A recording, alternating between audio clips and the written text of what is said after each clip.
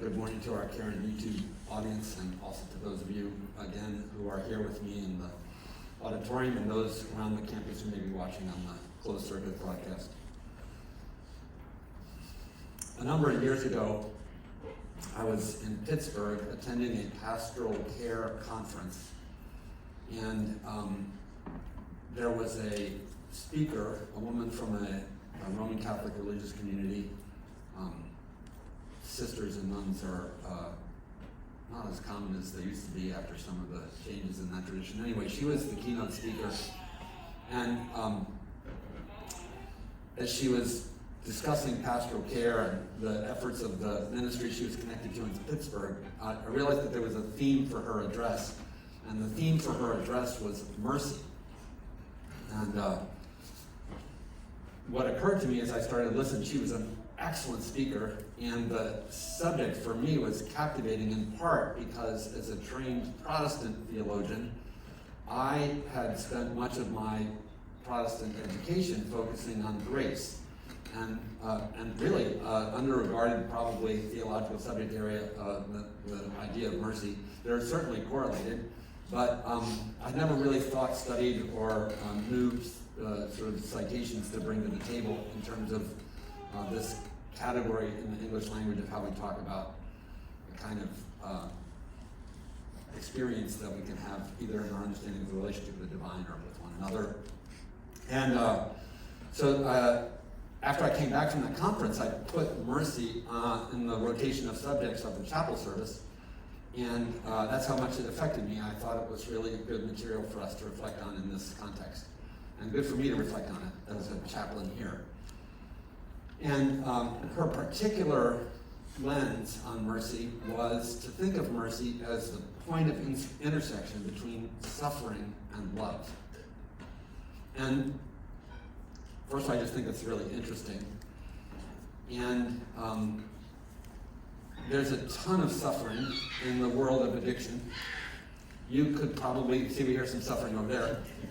You could, maybe that's just ordinary, but suffering comes in a variety of forms, including ordinary. One of the things when you study the topic of suffering is you have to distinguish between the growing pains of exercise or whatever, which is healthy suffering, and the suffering of nastiness, meanness, and what used to be called acts of God. Suffering comes in a variety of forms, but suffering is not fun generally, and especially this kind of more negative or adverse circumstances of suffering can be met with a variety of things. I think one of the things that is addicted persons, I'm a person in long-term recovery, so I can own this from my own experiences. I'm going to jokingly say addiction is where suffering meets suffering. And we bring suffering on to the suffering that may have led us. And one of the things that we've come to realize that as a field of medicine, especially, has been really, really the point has been sharpened in the last 15 or 20 years of addiction clinical care, is the recognition that many people are able to drink and use substances even to a rather unhealthy extent, and then dial it back and become moderate consumers of these substances. But there's a subset of the human population that becomes the person I call the wristband person, the person who merits an admission to a place like Caron, and for whom their relationship with substances and other addictive behaviors cannot be self-re-regulated back to a place of no harm. And indeed, this is the other thing, is should we care? Well, we should care, because once you become a person who is addicted, it is a context of misery and suffering, not only for the addicted person, but for the people around them. Suffering, the addiction is just abjectly miserable and no fun. I was trapped in it and couldn't find my own way out of it. And I know that I brought harm and lament to people all around me, and I was less of a good husband, employee, and participant in social circles. So this is a real issue, both previous to and in the context of addiction, that another response besides Johnny Walker Red would be helpful.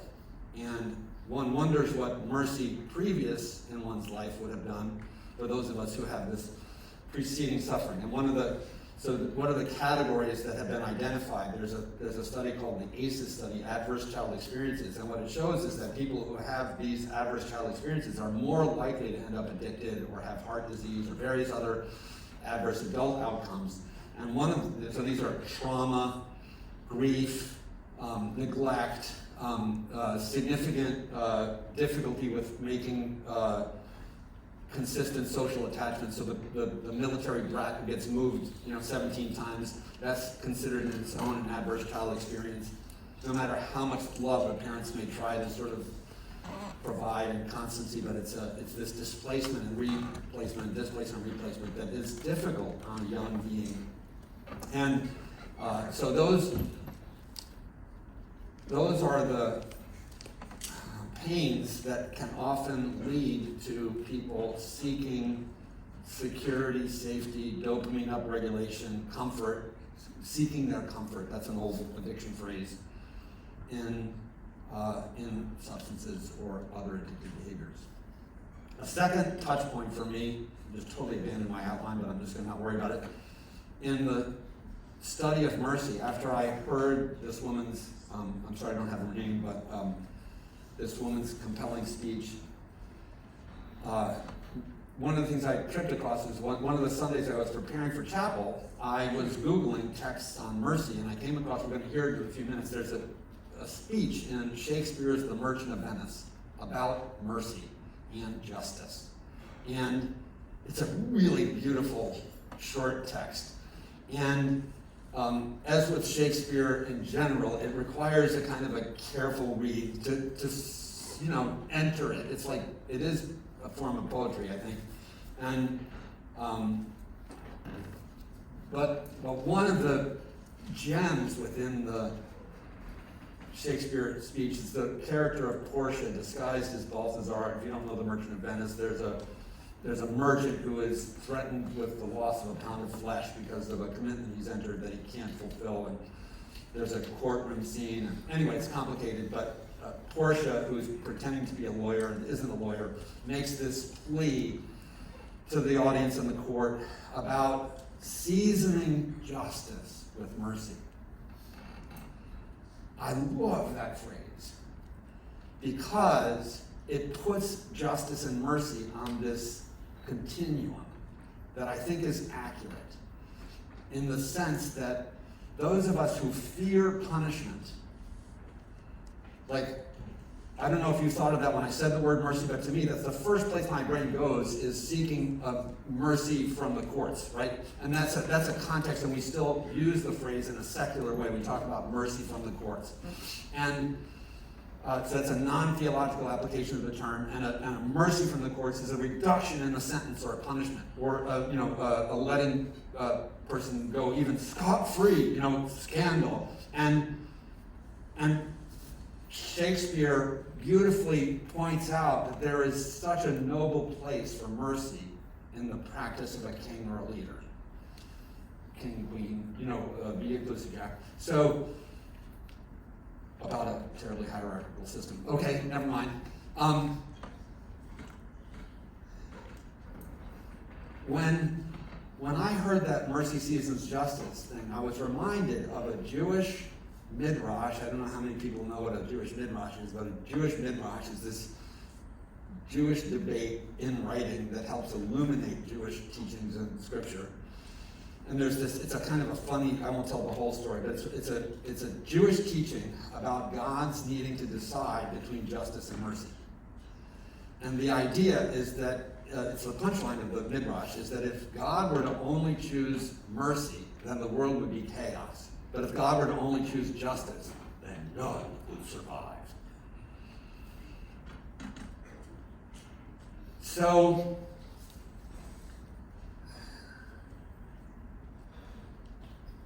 this is also a place where consequences loom large in our faces.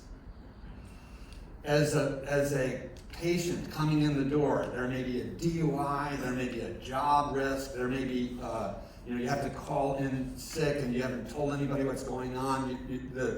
The families who are here are demonstrating some willingness to explore continued solidarity, but sometimes marriages are at the breaking point, and kids are ready to be with a tough love out of the household, or we have adult children of senior gerontological parent patients who, that's an interesting dynamic here. One of the things we have is a unit that is specifically for seniors, and it's their adult children who are now kind of in a dynamic of pseudo-parenting of their parents. And the dynamics of consequences and exasperation, so that's where I was talking about consequences. And the families would say, hey, we've suffered consequences too. Your addiction has cost us tremendously. And there is a claim to be made for justice on both the parts of the wrong. So if I were to say, have mercy on me in this auditorium, and I'm a patient with a wristband, or I'm a family that is sick and tired of the pain that this illness has brought to our family life, that would be a very legitimate expression of this yearning to have a relief of the bitter consequences that have been raining down in this drama that has been unfolding.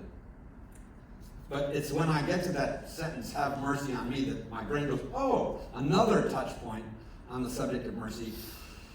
I studied liturgy, the Christian practice of ritual and worship, not only in my Protestant training, but then after my Master's of Divinity at a Catholic university. And then coming here to Caron was one of the very first times I used it.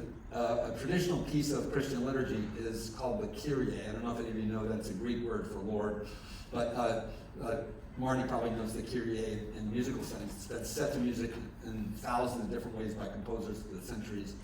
And we're going to use a very adapted form of the Kyrie that's unattached from any particular spiritual or religious tradition in just a few minutes, but because we're going to share a punchline, have mercy on me, or have mercy on us.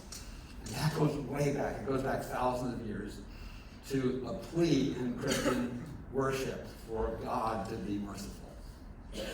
And I know when I went from atheist to pastor, by the way, and that was, so I went from intoxicated to sober and atheist, and then sober atheist to, so I went from Catholic kid, atheist kid, drunk, sober atheist, sober chaplain. Funny, weird run. And so when I speak, I can speak out of all that different experience, but to say, Lord, have mercy, is to think about whether a power greater than ourselves, in the 12-step tradition, this is how it's generally conceived, and I would say there's a little refinement, that a power greater than any other power. So whether there's a power greater than any other power would be disposed towards the consequences that I fear with mercy instead of judgment. Okay, right? I mean, who doesn't want to be treated mercifully rather than punitively? If you are, raise your hand, you're weird. But it's a natural human desire. And I've had times when consequences have rained down on me. I'm not going to tell those stories, but I've had times when, even sober, I've done things that brought consequences. And I, in my evening prayers, I would plead for mercy. And in fact, in front of the court, I pled for mercy. But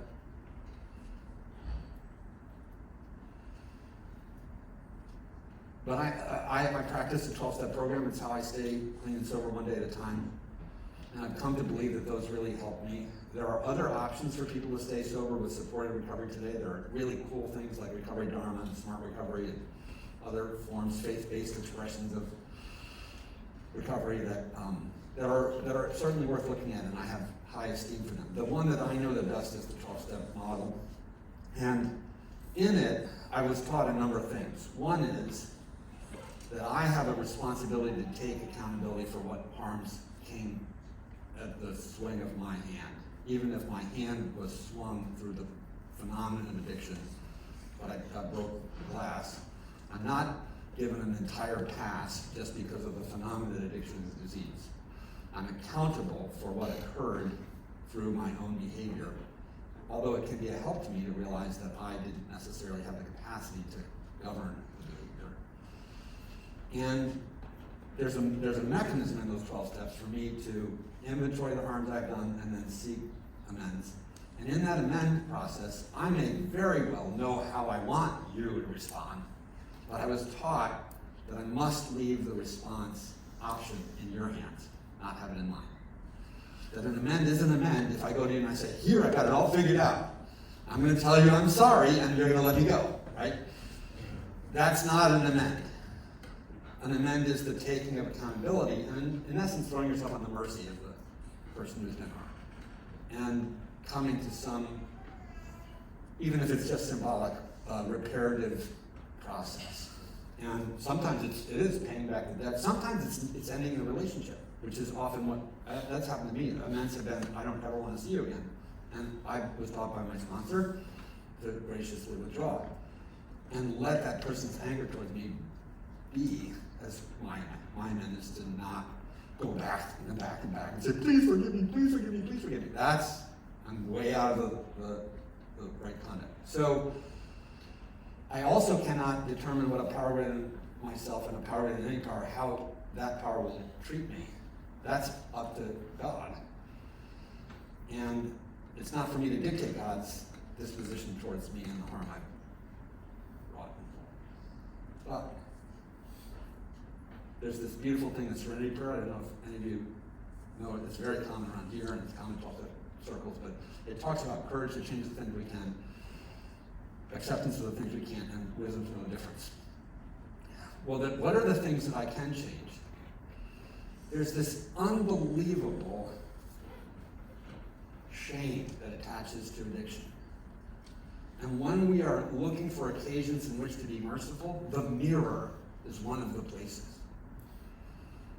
When we look at ourselves, we can extend mercy to ourselves. The Buddhists do a beautiful job of placing this in the foreground of the wisdom tradition of Buddhism in its various expressions. I don't know of any form of Buddhism that doesn't stress self-compassion. And I don't think I know of a person who has suffered from addiction, unless there's like a sociopath in the room, again, don't raise your hands, but who doesn't have this shame, right? Who doesn't struggle with a full-on look in the soul of themselves. I know I felt it terribly. Oh my God, what have I become? And oh my God, what have I done? And when I am ready to just beat myself for the harm that I have done, and bring these consequences of withdrawal and more, with the withdrawal and shame is a setup for more use, right? I'm in a very dark place if I can't love myself. One of the old Caron expressions was, we will love you until you can love yourselves. And now I hear that today and I'm like, wow, isn't that an incredible thing? That's part of the embedded recovery culture of this mountain, is to help people move out of self rejection into a place where we can accept ourselves, not as perfect beings, but as beings who are flawed just as much as anybody else. And a second thing that is in the scope of our control, and will help with the first one I just talked about, is to be merciful to one another. So we cannot necessarily decide what, in fact, it's unhealthy for us to seek to decide or control how other people will treat us, or how our understanding of the divine will shake out. But we can love ourselves and love one another. We can be merciful to ourselves and merciful to one another.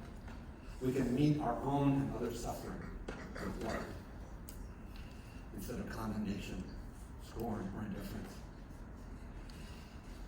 And that is the agenda that's in reach and makes a difference. Because we live in a world where there is so much nasty going on, that I deeply believe if we could find a way, to practice mercy towards ourselves and towards one another, it would make the day-to-day sphere in which I circulate a very different way. And those of you who are family members may feel like I'm setting you up. I'm really not.